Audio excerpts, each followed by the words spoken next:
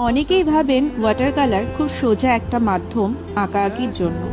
তাই অনেক গার্জিয়ান এবং স্টুডেন্টদেরও বলতে শুনেছি যে ম্যাম অনেক দিন তো প্যাস্টেল কালারে আঁকলাম, এবার আমাকে ওয়াটার কালারটা ধরিয়ে দিন।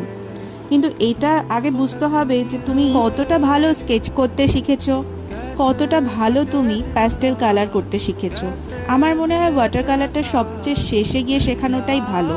মানে আরও অনেক রকম কালার আগে যদি শিখিয়ে নেওয়া হয় এবং সব শেষে যদি ওয়াটার কালারটা ধরানো হয়, আমার মনে হয় সেটা সব থেকে বেশি হেল্পফুল হবে। তো যাই হোক, ছোট্ট একটা টিউটোরিয়াল গাছের ড্রয়িং আমি তোমাদের সামনে তুলে ধরলাম।